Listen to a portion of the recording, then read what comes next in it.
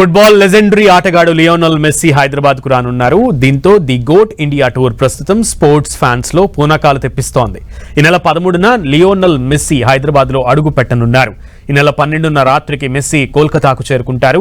13న మధ్యాహ్నం ప్రత్యేక విమానంలో ది గోట్ హైదరాబాద్ కు చేరుకుంటారు.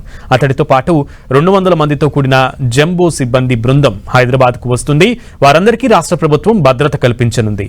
మెస్సీ వసతి వివరాలను అధికారులు చాలా రహస్యంగా ఉంచారు. 13న సాయంత్రం 5:30 గంటల నుంచి 6:15 వరకు మీట్ అండ్ గ్రీట్ కార్యక్రమంలో మెస్సీ పాల్గొంటారు. రాత్రి 7 గంటల నుంచి 9 గంటల వరకు ఉప్పల్ స్టేడియంలో మెస్సీ ఆటతో మాయ చేయనున్నాడు. తొలుత సెలబ్రిటీలతో ఎగ్జిబిషన్ మ్యాచ్ నిర్వహిస్తారు.